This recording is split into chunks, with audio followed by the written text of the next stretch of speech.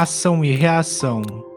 Nono livro da coleção A Vida no Mundo Espiritual.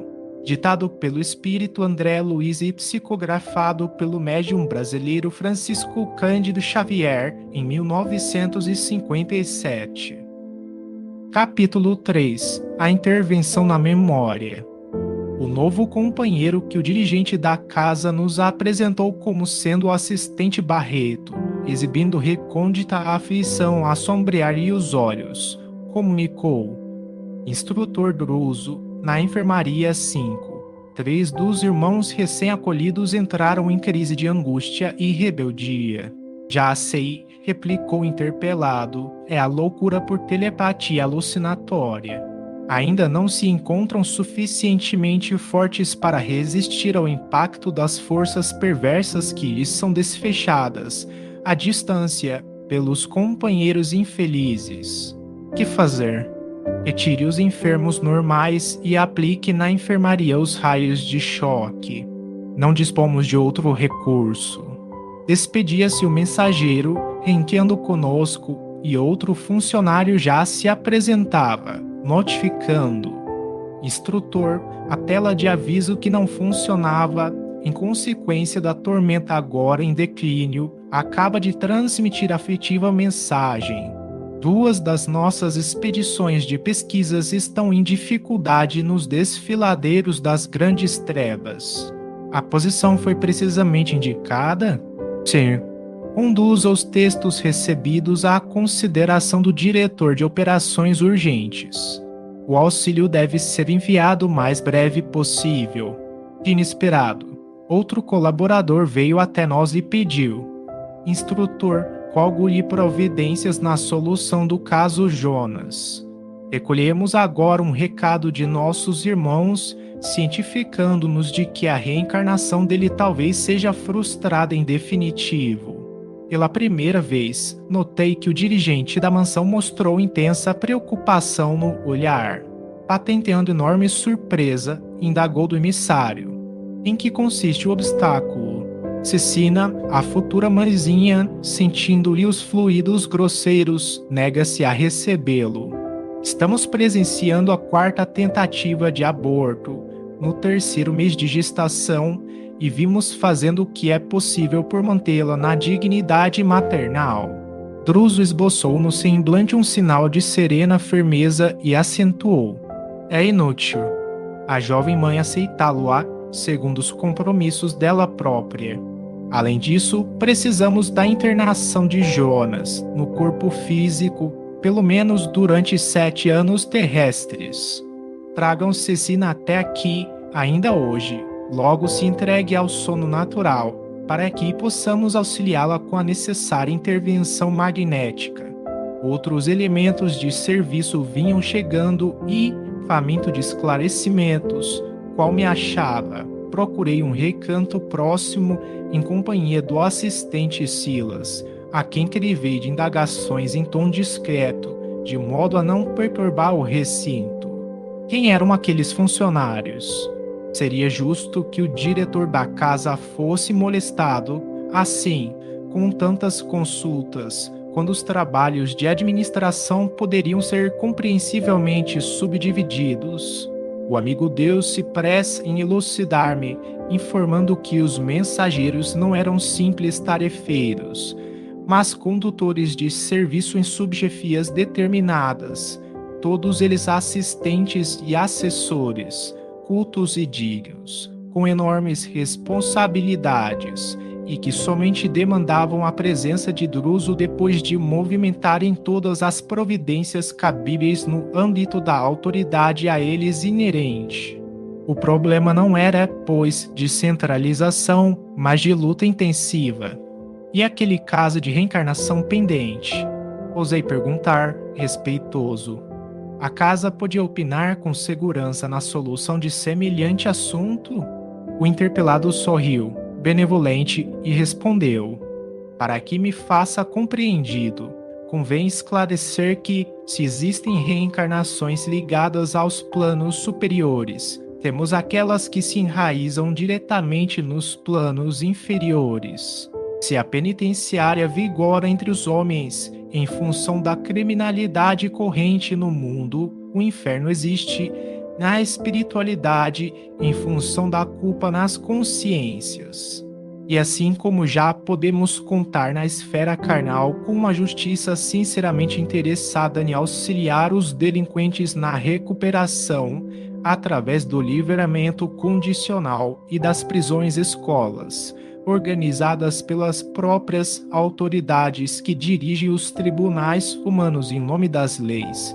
Aqui também os representantes do amor divino podem mobilizar recursos de misericórdia, beneficiando espíritos devedores, desde que se mostrem dignos do socorro que lhes abrevie o resgate e a regeneração.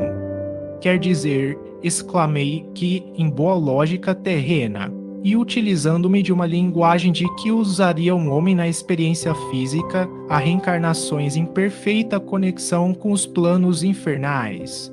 Sim, como não? Valem como preciosas oportunidades de libertação dos círculos tenebrosos. E como tais renascimentos na carne não possuem senão característicos de trabalho expiatório. Em muitas ocasiões são empreendimentos planejados e executados daqui mesmo por benfeitores credenciados para agir e ajudar em nome do Senhor. E, nesses casos, aduzi, o instrutor Druso dispõe da necessária delegação de competência para resolver os problemas dessa espécie? Nosso dirigente falou amigo prestimoso como é razoável. Não goza de faculdades ilimitadas e esta instituição é suficientemente ampla para absorver-lhe os maiores cuidados. Entretanto, nos processos reencarnatórios, funciona como autoridade intermediária. De que modo? 2 vezes por semana reunimos-nos no cenáculo, que é um templo íntimo da instituição, da mansão, e os mensageiros da luz, por instrumentos adequados, deliberam quanto ao assunto, apreciando os processos que a nossa casa lhes apresenta.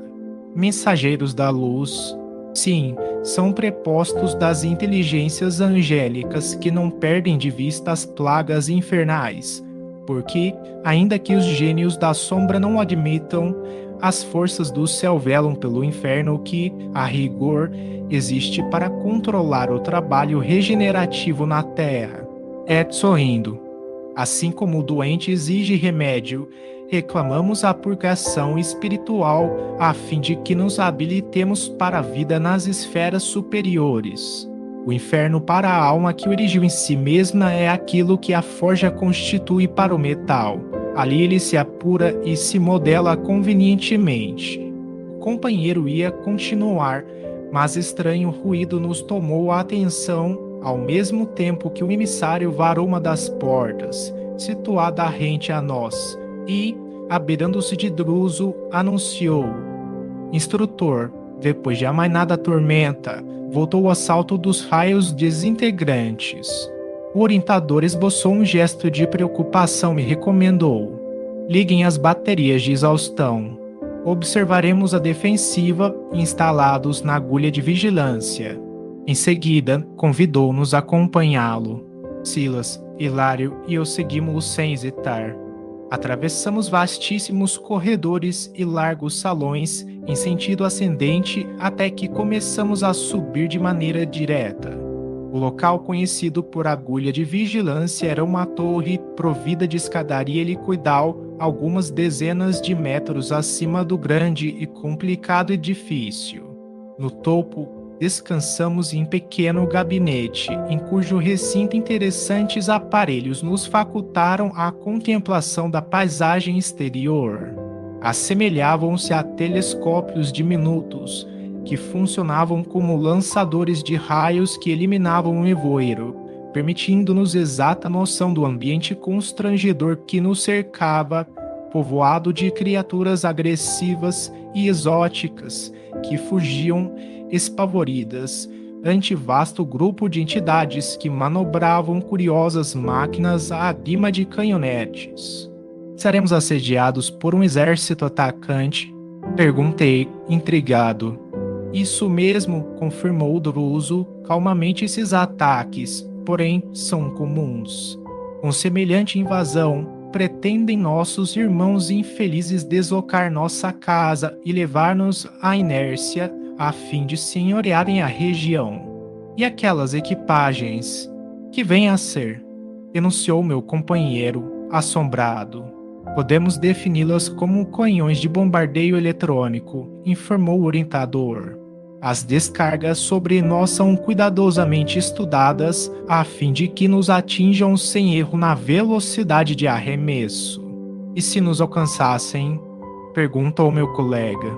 De certo provocariam aqui fenômenos de desintegração suscetíveis de conduzir-nos à ruína total, sem nos referirmos às perturbações que estabeleceriam em nossos irmãos doentes, ainda incapazes de qualquer esforço para a emigração, porque os raios desfechados contra nós contêm princípios de flagelação que provocam as piores crises de pavor e loucura. Não longe de nós, ruído soturno vibrava na atmosfera. Tínhamos a impressão de que milhares de projéteis invisíveis cortavam o ar violentamente, sibilando a reduzida distância e acabando em estalidos secos, a nos infundirem pavorosa impressão. Talvez porque Lário e eu demonstrássemos insofreável espanto. Druso ponderou, paternal. Estejamos tranquilos. Nossas barreiras de exaustão funcionam com eficiência. E designou-nos ao olhar assustadiço longa muralha constituída por milhares de hastes metálicas, cercando a cidadela em toda a extensão, qual se fosse larga série de para-raios habilmente dispostos. Em todos os lances do flanco atacado surgiam faíscas elétricas a fulgurarem nos pontos de contacto atraídas pelas pontas a prumo.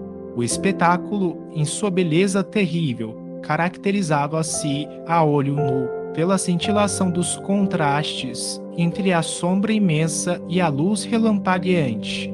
Os conflitos aqui são incessantes, disse-nos o orientador com dignidade serena. No entanto, temos aprendido nesta mansão que a paz não é conquista da inércia, mas sim fruto do equilíbrio entre a fé no poder divino e a confiança em nós mesmos, no serviço pela vitória do bem. Nesse instante, porém, um servidor da casa penetrou no recinto e disse: Instrutor Druso, conforme as recomendações havidas, o doente recolhido na noite passada foi instalado no gabinete de socorro magnético, aguardando-lhe a intervenção. Conseguiu dizer algo? Não. Continua apenas com os gemidos periódicos. Nenhum indício de identificação? Não.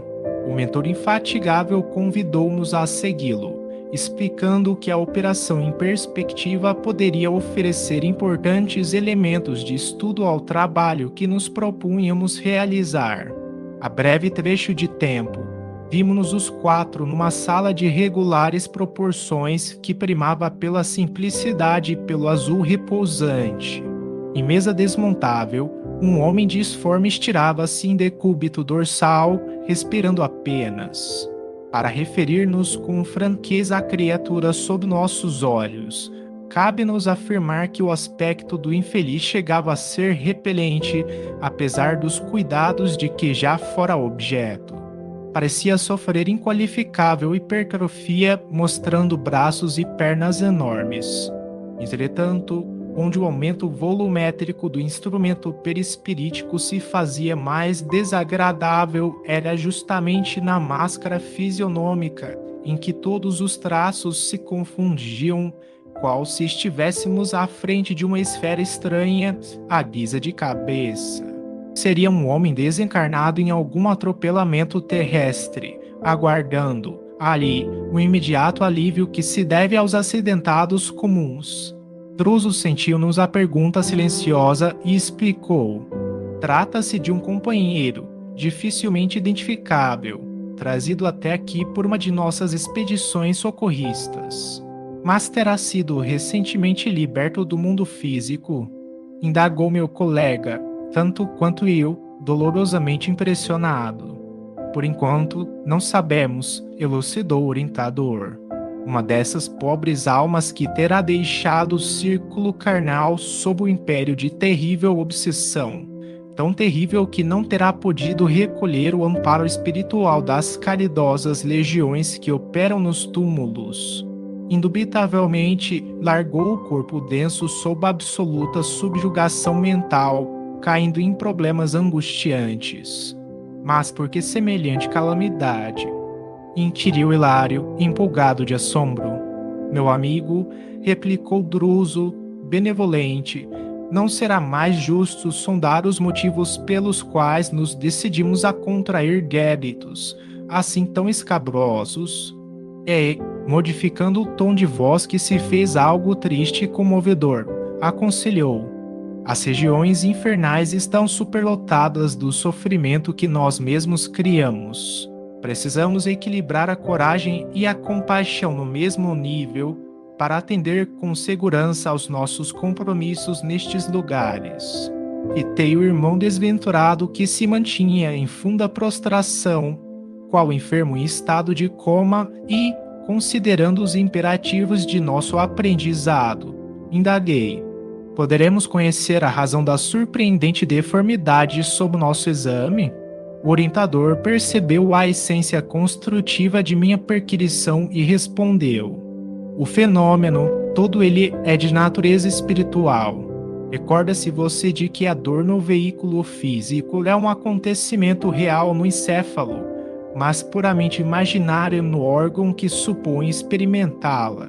A mente, através das células cerebrais, registra a desarmonia corpórea, constrangendo a urdidura orgânica ao serviço, por vezes torturado e difícil, do reajuste.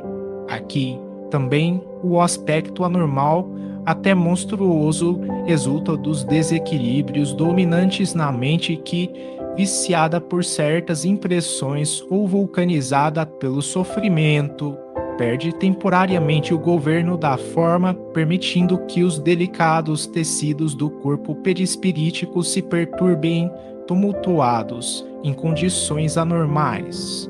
Em tal situação, a alma pode cair sob o cativeiro de inteligências perversas e daí procedem as ocorrências deploráveis pelas quais se despenha em transitória animalização por efeito hipnótico.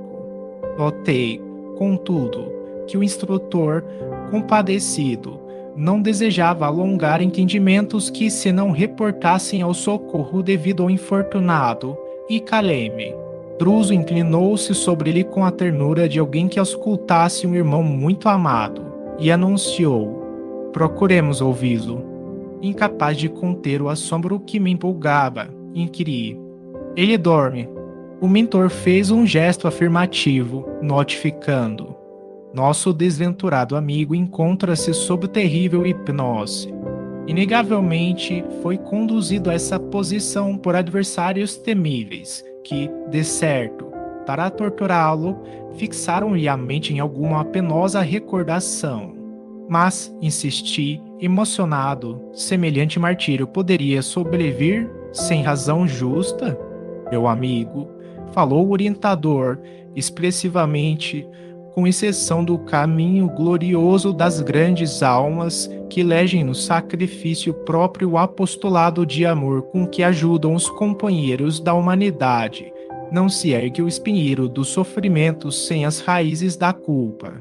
Para atingir a miserabilidade em que se encontra, nosso irmão terá acumulado débitos sobremaneira escabrosos. Em seguida, contrariando-nos qualquer propósito de divagação, acentuou: desintegremos as forças magnéticas que lhe constringem os centros vitais e ajudemos-lhe a memória para que se liberte e fale. E talvez porque o meu olhar lhe endereçasse mudo apelo a esclarecimento mais amplo, acrescentou: não seria lícito agir à base de hipóteses. É indispensável ouvir os delinquentes e as vítimas, a fim de que, através das informações deles mesmos, saibamos por onde começar a obra de auxílio. Procurei sopitar inquirições extemporâneas e entreguei-me à expectativa. Logo após, o assistente Hilário e eu, de maneira instintiva, estabelecemos uma corrente de oração sem prévia consulta e nossas forças reunidas como que fortaleciam o instrutor, que, demonstrando fisionomia calma e otimista, passou a operar magneticamente, aplicando passes dispersivos no companheiro em prostração. O enfermo reagiu com movimentação gradativa, qual se acordasse de longo sono. Decorridos alguns minutos, o orientador pousou a destra sobre a cabeça disforme, como se chamasse a memória ao necessário despertamento, e, logo em seguida, o desventurado começou a gemer, revelando o pavor de quem suspira por desvencilhar-se de um pesadelo. Porque Druso interrompesse a operação, detendo-o nesse estado. Hilário indagou, aflito. Deverá permanecer, então, assim, à beira da vigília, sem reapossar-se de si mesmo? Não lhe convém o imediato retorno à realidade, esclareceu o mentor amigo. Poderia sofrer deplorável crise de loucura com graves consequências. Conversará conosco, assim qual se vê, com a mente novelada a ideia fixa que encarcera os pensamentos no mesmo círculo vicioso, a fim de que venhamos a conhecer o problema crucial sem qualquer distorção. A palavra do orientador denotava grande experiência na psicologia dos espíritos vitimados nas trevas. Depois de nova intervenção do mentor sobre a glote, o infeliz descerrou as pálpebras e, mostrando os olhos esgazeados, começou a bramir. Socorro! Socorro! Sou culpado! Culpado! Não posso mais! Perdão! Perdão! Dirigindo-se a Druso e tomando o decerto por magistrado, exclamou: Senhor juiz, até que enfim posso falar. Deixe-me falar. O dirigente da mansão afagou-lhe a cabeça atormentada e replicou em tom amigo: diga o que deseja. O rosto do asilado cobriu-se de lágrimas, entremostrando a superexcitação dos sonâmbulos que transformam a própria fraqueza em energia inesperada, e começou a falar compungidamente. Sou Antônio Olímpio criminoso. Contarei tudo. Em verdade, pequei, por isso é justo que eu sofra no inferno. O fogo tortura minha alma sem consumi-la. É o remorso, bem sei. Se eu soubesse, não teria cometido a falta, entretanto, não pude resistir à ambição. Depois da morte de meu pai, vi-me obrigado a partilhar nossa grande fazenda com meus 2 irmãos mais novos. Clarindo de Leonard trazia, porém, a cabeça dominada de planos. Pretendia converter a propriedade que eu administrava em larga fonte de renda, contudo a partilha me estorvava. Notei que os manos tinham ideias diferentes das minhas e comecei a maquinar o projeto que acabei executando. Uma crise de soluços embargou-lhe a voz, mas Druso, amparando-o magneticamente, insistiu. Continue. Adeti continuou o enfermo com acento mais firme, que somente poderia ser feliz.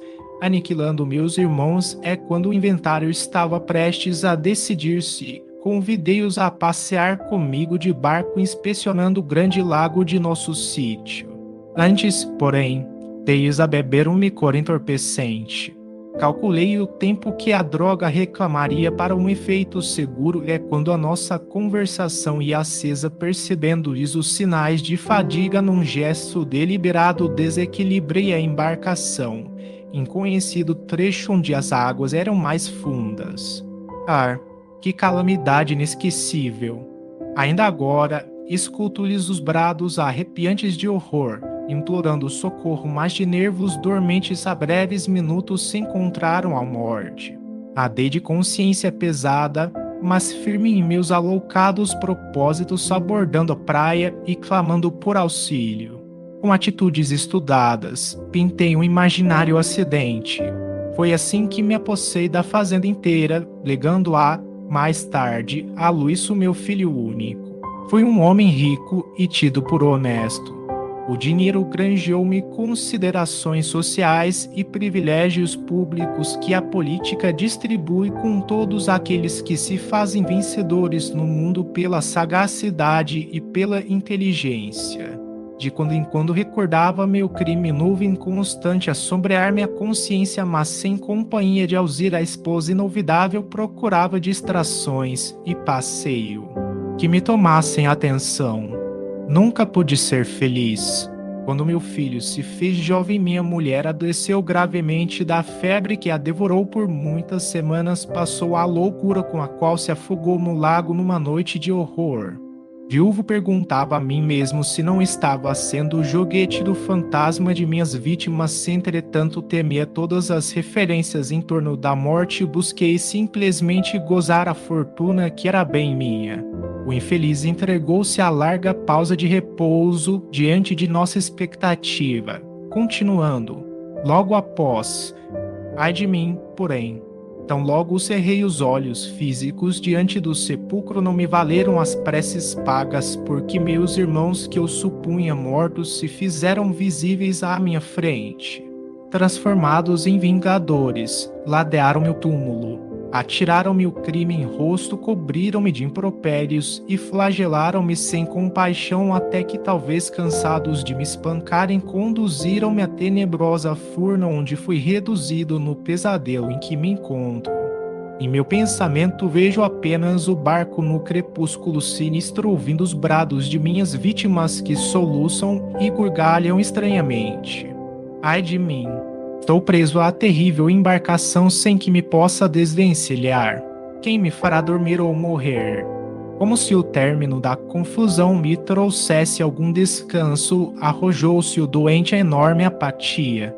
Druso enxugou-lhe o pranto, dirigiu-lhe palavras de consolo e carinho e recomendou no assistente recolhê-lo à enfermaria especializada e, em seguida, falou-nos, pensativo: já sabemos o necessário para estabelecer um ponto de partida na tarefa assistencial.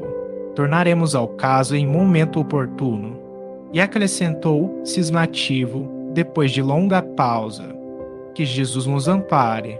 Não nos foi possível, contudo, aditar observações, porque o mensageiro vinha comunicar ao instrutor que uma caravana de recém-desencarnados estava prestes a chegar e acompanhamo-lo ao serviço que ele nomeou como sendo tarefa de inspeção.